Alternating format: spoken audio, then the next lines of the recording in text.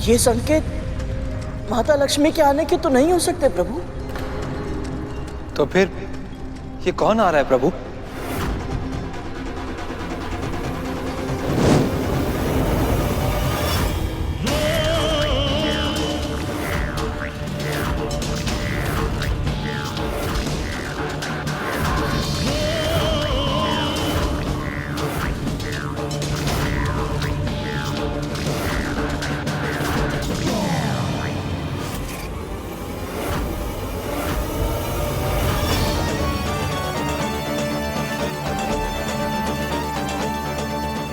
लक्ष्मी,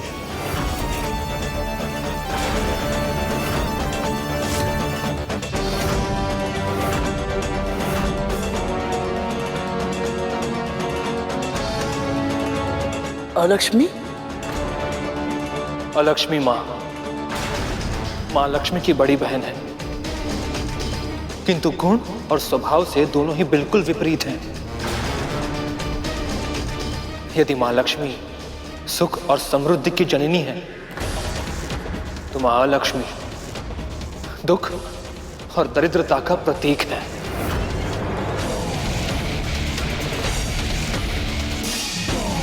देवी अलक्ष्मी? हे महादेव, ये तो अनर्थ हो गया। कहीं इनकी दृष्टि मुझ पर ना पड़ जाए।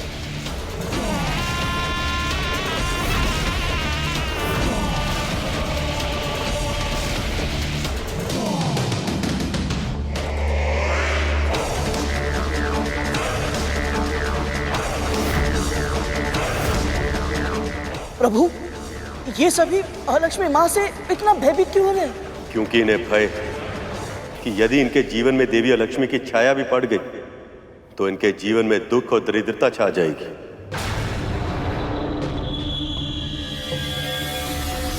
परंतु प्रभु, आपने अभी अभी समझाया कि सुख और दुख तो जीवन के भाग है। जब हम भगवान के दिए सुख को अपनाते हैं तो उनके दिए दुख को क्यों नहीं? माता अलक्ष्मी जैसी भी है, परंतु है तो मां स्वरूप ही। यदि अलक्ष्मी की दृष्टि हम पर पड़ी तो हम पर विघ्न पहाड़ टूट पड़ेंगे।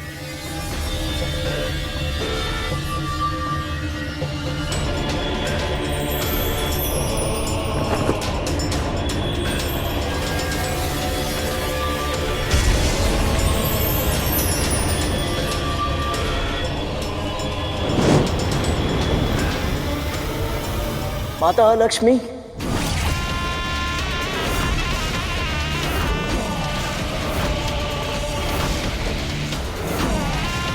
मेरा प्रणाम स्वीकार करें।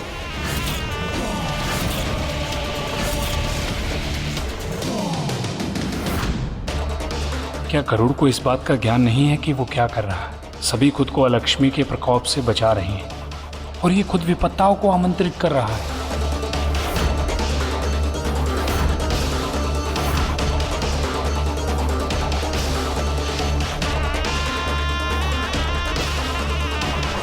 मूर्ख, बुद्धू, तुमने अपने पुत्र को केवल संस्कार दिए, बुद्धि नहीं दी है। पर हुआ क्या है बाबा? आप ऐसा क्यों कह रहे हैं? अभी अभी वो कौवा बता के गया कि समंदर बंधन से लक्ष्मी प्रकट हुई है और तेरे पुत्र ने उनको प्रणाम कर दिया। यदि उसके प्रणाम से वो प्रसन्न हो गई तो तेरे घर में आके निवास करेगी। तू और तेरा परिवार तो कष्टाएगा ही, साथ में मुझे भी न जाने संसार के कितने कष्ट सहने पड़ेंगे। इससे अच्छा तो मैं वन में सुखी था।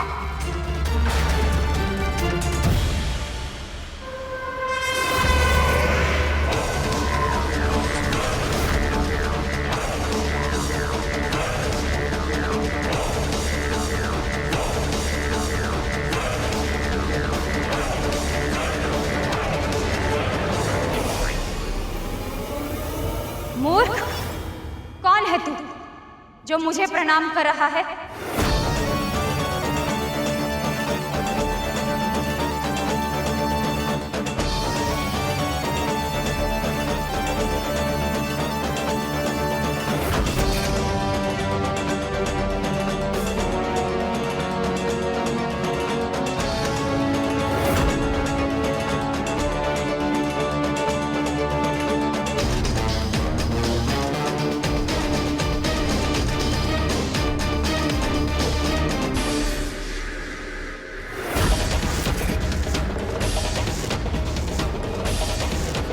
महर्षि कश्यप और मां विंता का छोटा पुत्र गरुड़ हूं मैं मां। मेरा प्रणाम स्वीकार करें। गरुड़,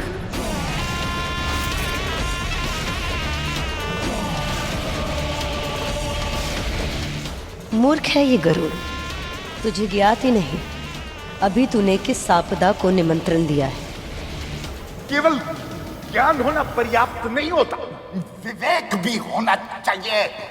किंतु तेरा पुत्र जब तक किसी संकट में न फंसे उसे शांति नहीं मिलती। व्यर्थ ही अलक्ष्मी को आमंत्रित कर दिया। तुझे भय नहीं लगता? यदि मैंने तेरा प्रणाम स्वीकार कर लिया तो तेरे जीवन में दुख और दरिद्रता छा जाएगी।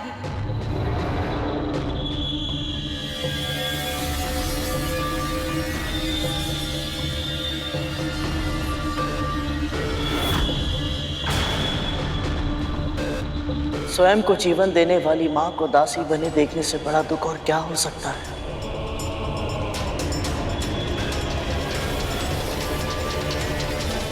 सब कुछ जानते हुए भी उन्हें मुक्त ना कराने से बड़ी दरिद्रता क्या कुछ और हो सकती है? बाबा, उसके मन में कोई कालिमा नहीं है।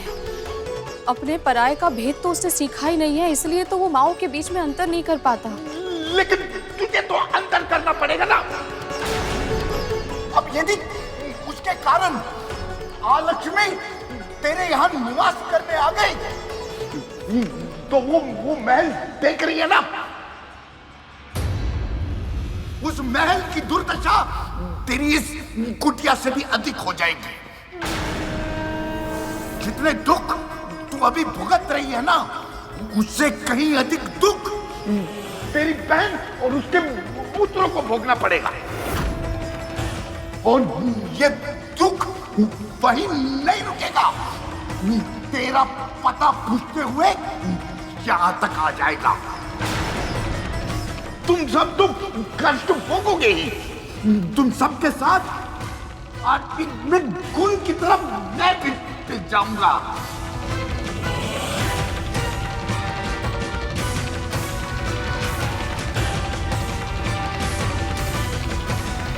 कहीं गरुड़ पर देवी अलक्ष्मी का अशुभ प्रकोप न पड़ जाए। मुझे गरुड़ की सहायता करनी होगी।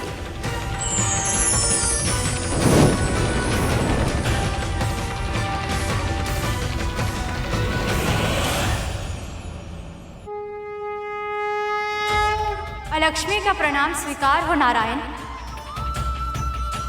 आपके मंथन के कारण मैं समुद्र से बाहर तो आ गई, पर देवों और दानवों में से कोई भी मेरे निकट तक नहीं आना चाहता। मैं कहाँ जाऊं नारायण?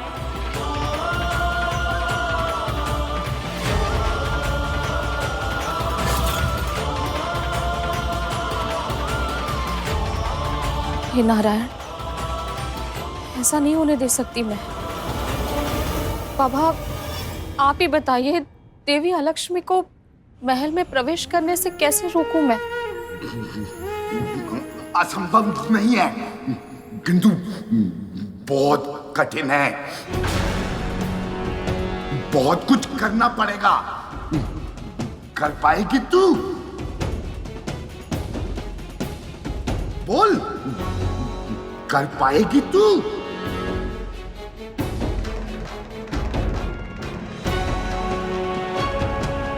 जहां जहां देवी लक्ष्मी का जाना असंभव हो, वो सभी स्थान आपके लिए ही हैं। जहां अशुद्धता हो, अशोच हो, अन्न का अनादर हो, जूठन हो, वहां आप सहर्ष निवास कर सकती हैं।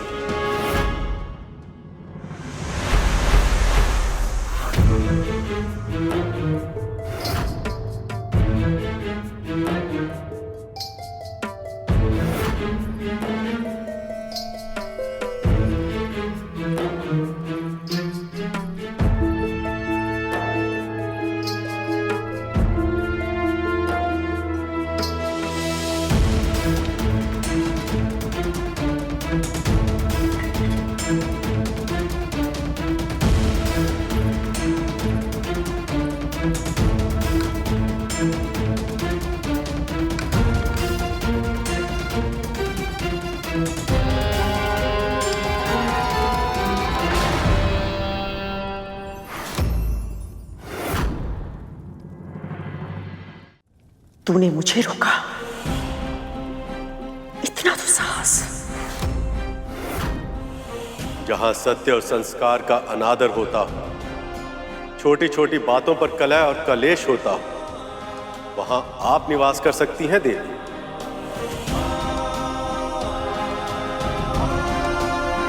इसे झूठा मत कीजिए महारानी, इससे घर में अलक्ष्मी आ जाएंगी। बुद्धि भ्रष्ट हो गई तेरी, क्या बोले जा रही है? समुद्र मंथन से देवी अलक्ष्मी प्रकट हुई है और अब वो अपने रहने के लिए स्थान खोज रही हैं।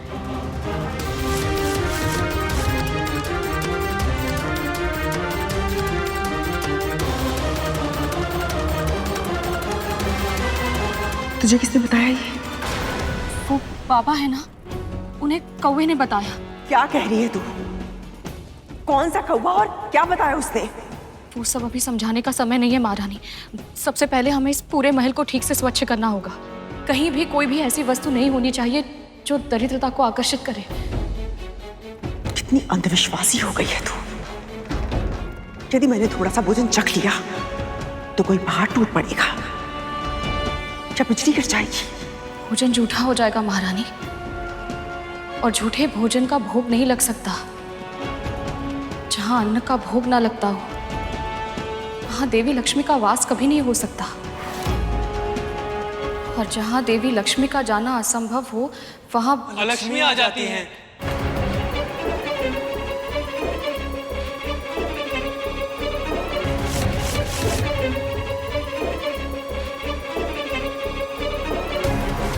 जहां अस्वच्छता इतनी हो कि घर में मकड़ी के जाले लग गए, जहां धूल होती हो, वहां आप निवास कर सकती हैं देवी।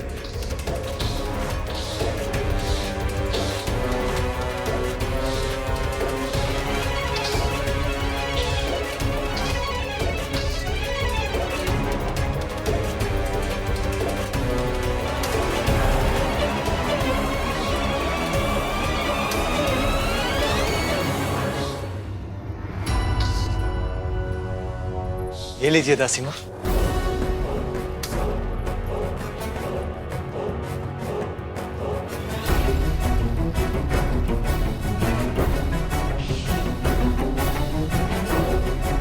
तुम दोनों इसकी सहायता क्यों कर रहे हो? सहायता? हाँ वो माँ, वो एक बार पहले भी हमारे कारण आपको बहुत अधिक कष्ट पहुंचा चुके हैं ना। हमारे ही कारण आपको जीवित पुत्रिका का व्रत रखना पड़ा था, और हम भूल कर भी ऐसी भूल नहीं करेंगे जिससे आपको कष्ट हो माँ। और ये हम इनके लिए थोड़ी कर रहे हैं, आपके लिए कर रहे हैं ना माँ।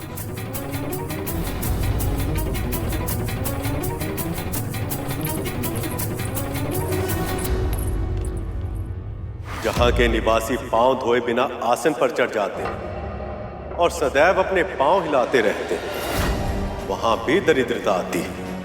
वहां आप निवास कर सकती हैं देवी। मेरे विष का उस बुढ़े पर कोई प्रभाव क्यों नहीं पड़ा? क्या कारण हो सकता है इसका?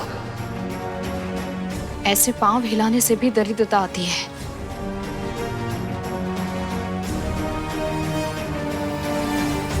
वो कैसे वे माता? पांव हमारी स्थिरता के प्रतीक होते हैं। यदि हम ऐसे लेटकर पांव हिलाते हैं तो इससे हमारी स्थिरता समाप्त होती है और हम अस्थिर होते जाते हैं, और ये हमारे अस्तित्व के लिए संकट बन जाता है। इसी तरह यदि गंदे पांवों के साथ विश्राम किया जाए तो बुरे स्वप्न आते हैं।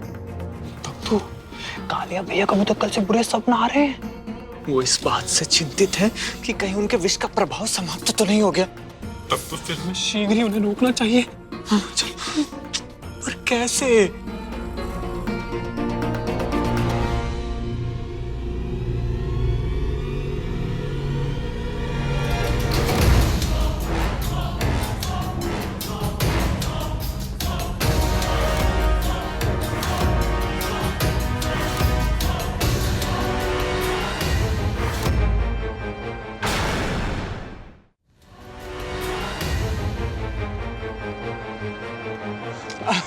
आपने उस मुर्गे को पकड़ने में इतना श्रम किया, थक गए होंगे ना? इसलिए सोचा मैं आपके पाँव दबा दूं, आपको अच्छा लगेगा। अचानक से इतनी सेवा? नहीं नहीं, कुछ दिनों से सिर्फ अच्छा अच्छा करने का ही मन हो रहा है, तो इसलिए। ठीक है, फिर अच्छे से पैर दो।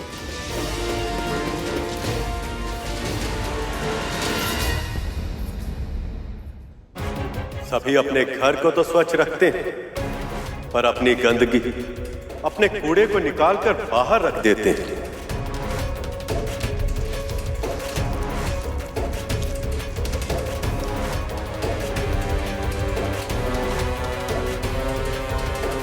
जहां आसपास का वातावरण स्वच्छ ना हो, वहां रोग, दुख और दरिद्रता पहुंच जाते हैं। वहां भी आप निवास कर सकती हैं।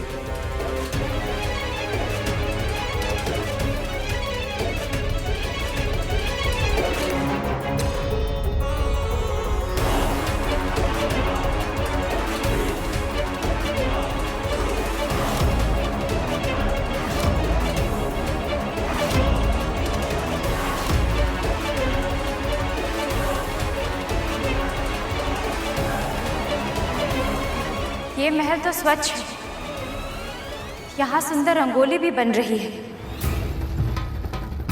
सुगंध और शुद्धता भी है। यहाँ के वातावरण में एक शुभ ऊर्जा का वास है। मैं यहाँ नहीं रह सकती।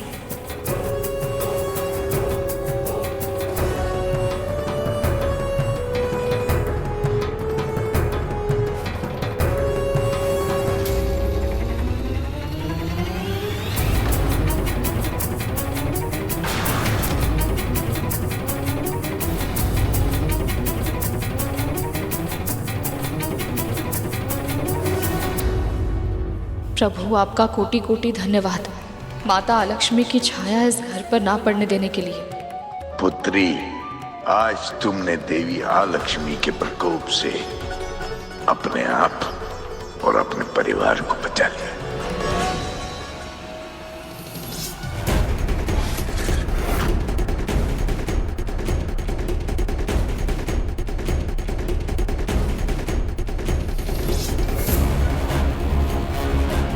तुझे क्या हुआ?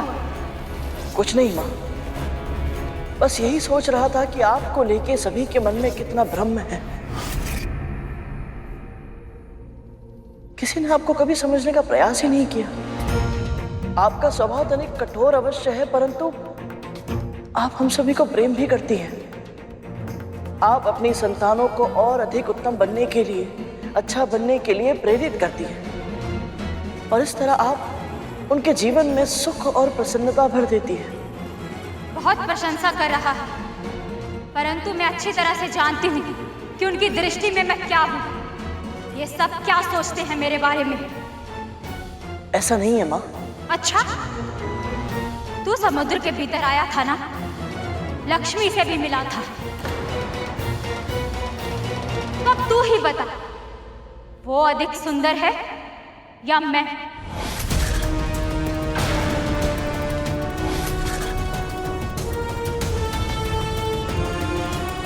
ये किस प्रश्न में फंसा दिया माँ ने?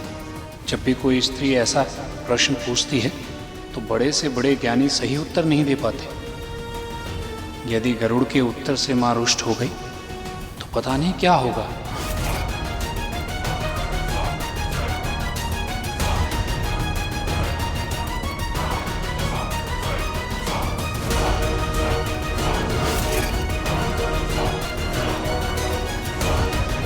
माँ,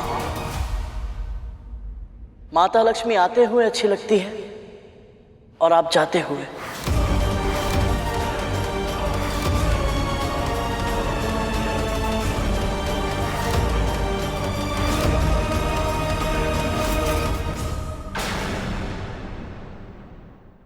तू समुद्र के भीतर आया था ना, लक्ष्मी से भी मिला था। तो अब तू ही बता, वो अधिक सुंदर है या मैं?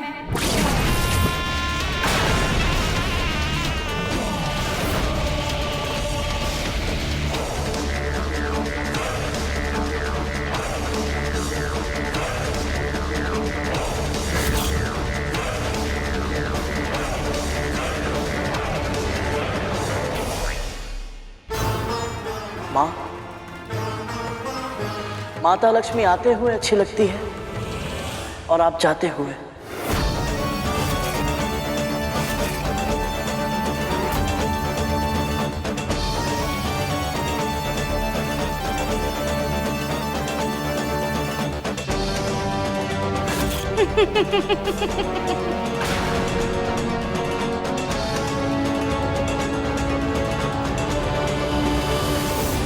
मुझे तेरा उत्तर अच्छा लगा।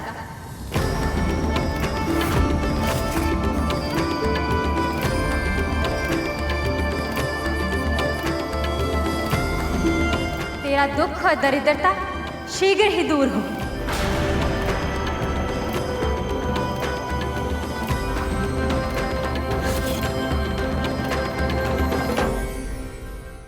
परिस्थितियां कितनी भी कठिन क्यों ना हो, ये इतनी आसानी से बच कैसे जाता है।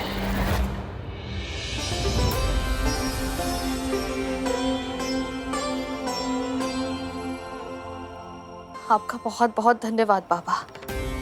आज आपने मेरी और मेरे परिवार की रक्षा कर ली।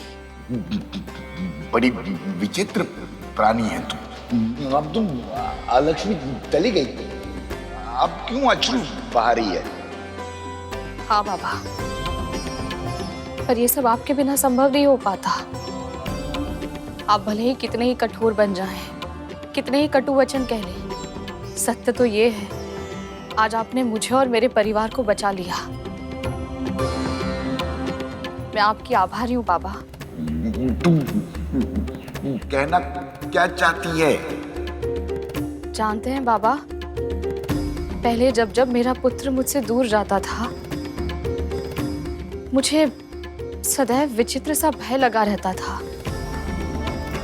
आशंका की छांव में बीतता था मेरा जीवन। उसके बिना एक क्षण भी मेरे मन को शांति नहीं मिलती थी। पर इस बार आपके यहाँ होने से मुझे वैसा अकेलापन अनुभव नहीं हो रहा। ऐसा लग रहा है जैसे मेरा कोई अपना मेरे साथ है। बस अपना बोलकर संबंधी बनाने की आवश्यकता नहीं है। मुझे रिश्ते नाते पसंद नहीं है, तभी तो मैं अकेला मन में वास करता हूं। अब क्या बातों से ही मेरा पेट भरेगी? क्या भूख लगी है? कुछ खाने को ला। अभी लाई बाबा।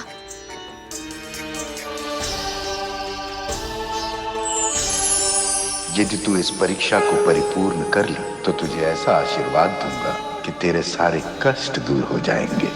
प्रभु, निवास के लिए स्थान मुझे कहीं ना कहीं मिल ही जाएगा, पर हर स्त्री की तरह मेरा भी एक स्वप्न है कि मुझे भी कोई जीवन साथी मिले, कोई हो जिसे मैं अपना सकूं और जो मुझे अपना ले पूरे मन के साथ।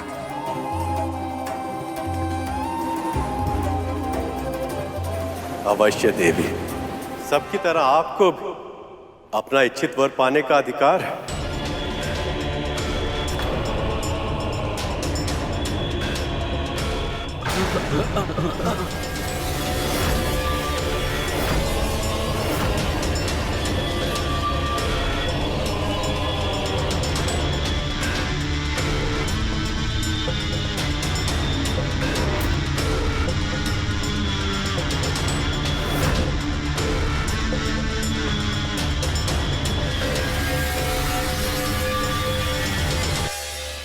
कोई भी मेरे गुण दोषों के साथ मुझे स्वीकार करने के लिए तैयार नहीं है नारायण। इसलिए मैं आपका आवाहन करती हूँ कि आप मुझे स्वीकार करेंगे, आप मुझे स्वीकार करेंगे, मुझे स्वीकार करेंगे।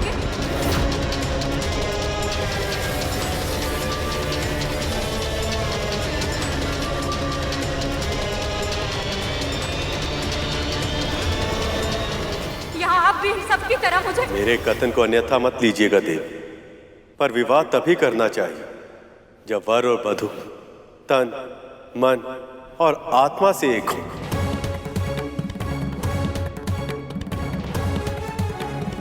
पर मैं तो देवी लक्ष्मी की प्रतीक्षा कर रहा हूं।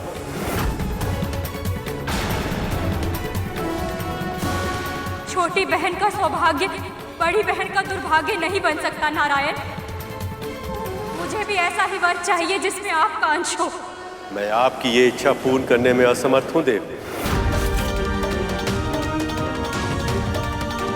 पर मैं आपको दिव्य दृष्टि का वरदान अवश्य दूंगा, जिसकी सहायता से आप अपने लिए योग्य और उपयुक्त वर ढूंढ पाए।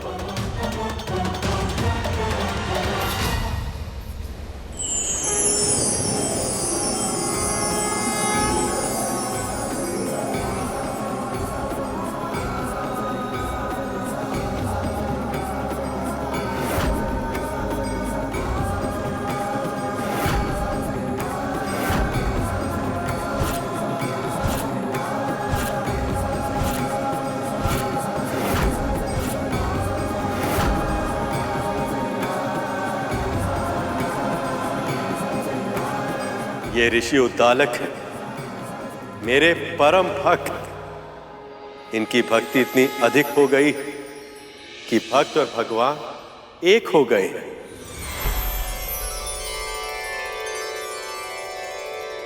ये मुझे स्वीकार है नारायण।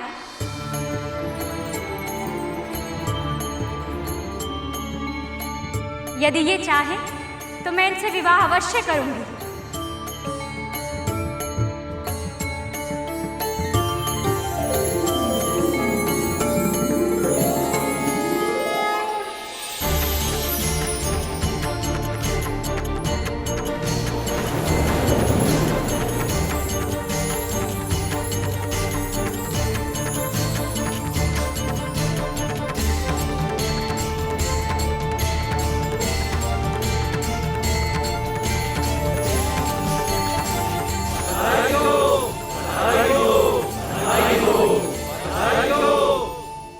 आपका जीवन शुभमय हो लक्ष्मी।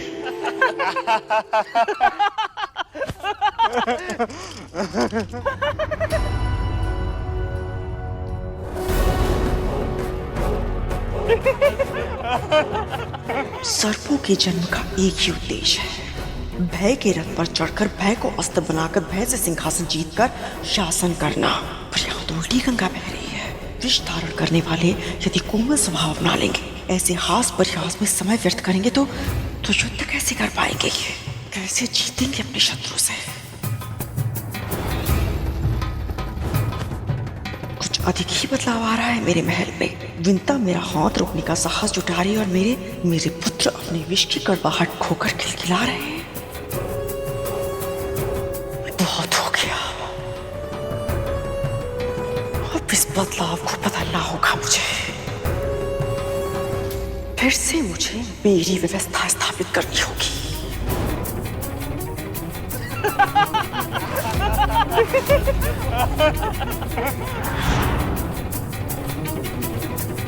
प्रभु आपकी कृपा से मंथन फिर से आरंभ हो गया।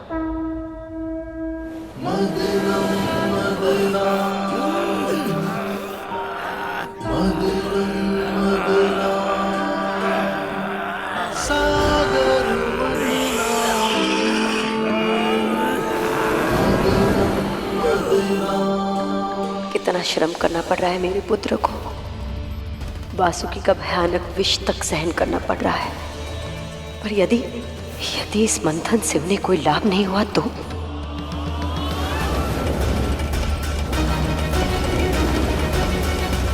बलि, यदि इस बार कोई विनाशकाली शक्ति प्रकट हुई तो हम असुर इस मंथन को बीच में ही छोड़ देंगे। हलाहल और लक्ष्मी से तो बच गए, लेकिन इसका अर्थ ये नहीं कि मैं और मेरे पुत्र अपने प्राण बार बार संकट में डालें। संकटों से जूझे बिना समस्याओं के समाधान नहीं मिलते दीदी। जोखिम उठाए बिना किसी भी प्रकार के पुरस्कार का मिलना असंभव है। ये तो तुम समझती हो ना दीदी। धैर्य रखिए देवी।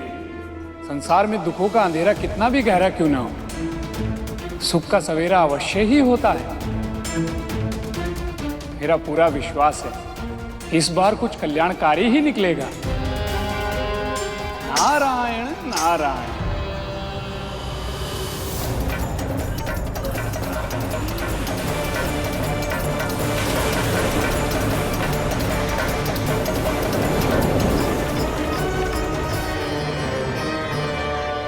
प्रभु,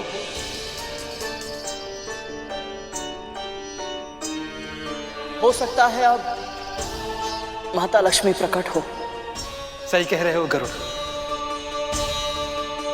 जब अलक्ष्मी मां आ चुकी हैं तो अब मां लक्ष्मी के आने में अधिक विलंब नहीं होना चाहिए, है ना प्रभु?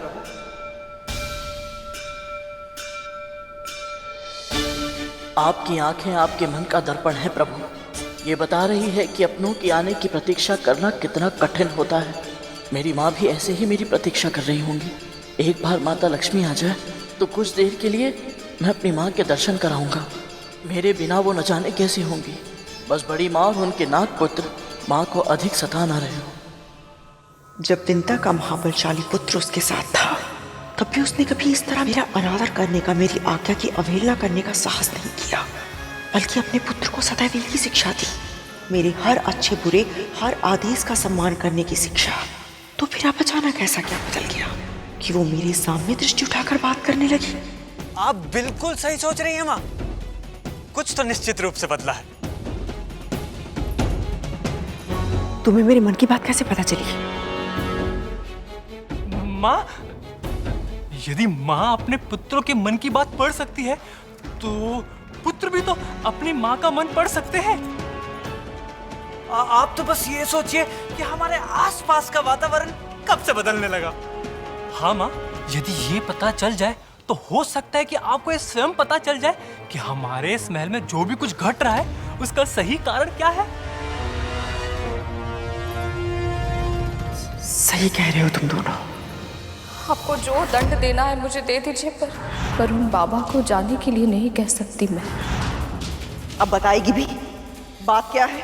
बाबा को पौष्टिक आहार चाहिए महारानी। उस बुढ़े में अवश्य ही कुछ बात है। जब से वो आया है इस विंता का मनोबल भी बढ़ गया है और हम सब मिलकर भी उसे कुटिया से बाहर नहीं निकाल पा रहे हैं। क्या हुआ? फेंक दिया उस बूढ़े को बाहर? उसे महल से बाहर फेंकना तो दूर की बात है माँ, हम दोनों उस मायावी के आसपास भी नहीं पहुंच पा रहे माँ। जब से उस बुढ़े ने इस महल में प्रवेश किया है तब से ही सारी गड़बड़ चल रही है। कुछ दिन पहले मुझे भी एक तीव्र झटका लगा था। अवश्य वो बुढ़ा सारी समस्या की जड़ है। समस्या की जड़? नहीं नहीं माँ, वो तो समाधान। माँ, इसके कहने का अर्थ है समस्या की जड़ तो आपने ढूंढ ही ली है, अब समाधान भी मिल ही जाएगा। इस महल में जो भी कुछ घट रहा है उसका कोई ना कोई संबंध उन बाबा के इस महल में आने से ही है। विंता ऐसे ही किसी को मार्ग से उठाकर अपनी कुटिया में नहीं लाएगी, और जितना यत्न के साथ वो उसकी सेवा कर रही है, कोई ना कोई कारण तो अवश्य है, कोई उद्देश्य या कोई छुपा हुआ लक्ष्य। और वो क्या है मैं जान कर रहूंगी। और यदि सच में वो बाबा चमत्कारी है तो उसका आशीर्वाद मुझे मिलेगा, उस विंता को नहीं।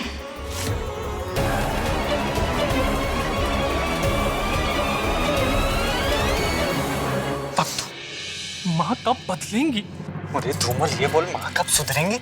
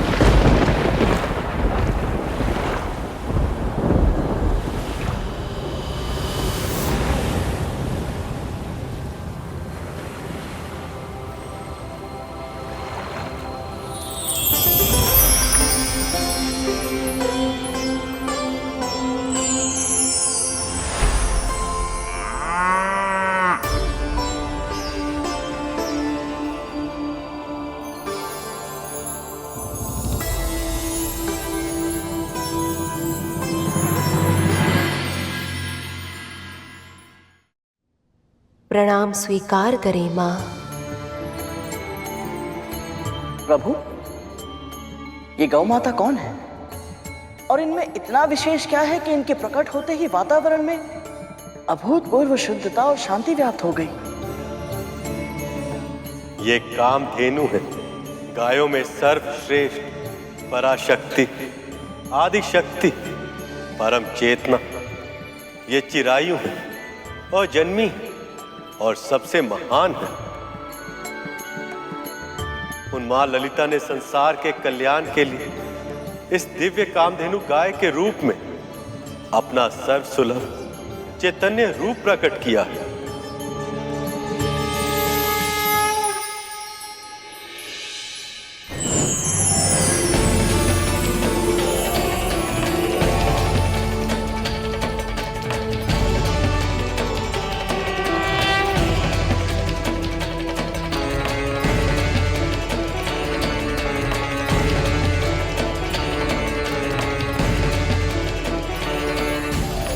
इनके विशेष लक्षण क्या है प्रभु?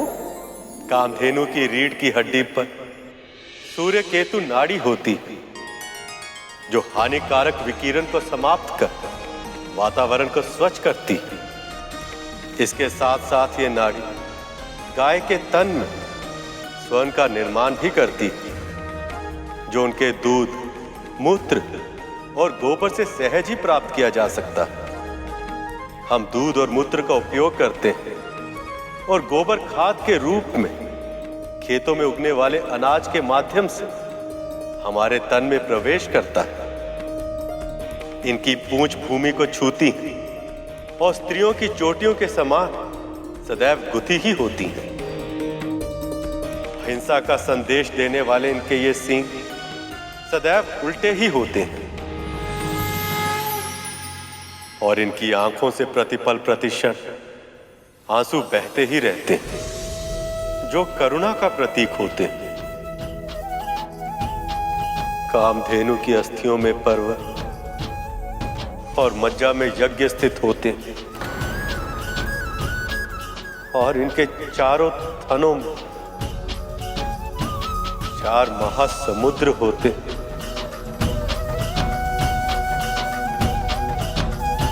और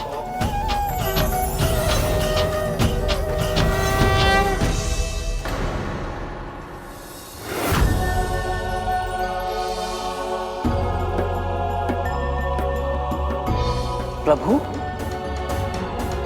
प्रभु,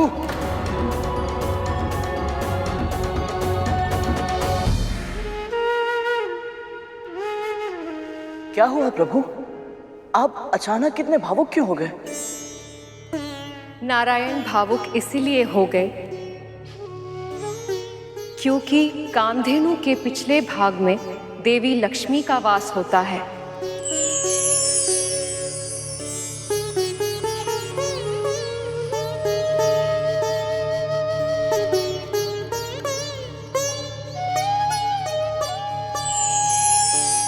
परंतु माता लक्ष्मी का वास मां कामधेनु के पिछले भाग में ही क्यों? मैं बताती हूँ। जब मैं साकार रूप में कामधेनु बनकर अवतरित हुई,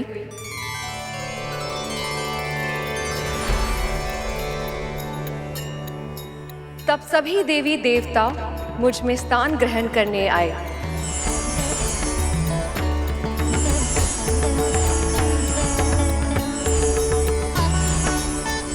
जो सबसे पहले आया उसे अपनी इच्छा अनुसार स्थान मिल गया। मेरे इस कामधेनु अवतार के सींगों के जड़ों में सदैव प्रजापति ब्रह्मा और महाविष्णु प्रतिष्ठित होते हैं। सींगों के अग्र भाग में सभी चराचर और तीर्थ स्थित हैं। मध्य भाग में स्वयं महादेव, ललाट में गौरी, नासिका में कार्तिकेय, कानों में अश्विनी कुमार और आंखों में सूर्य और चंद्र स्थित है। खुरों में सरस्वती और इसके गंध स्थलों में यम और यक्ष का वास होता है।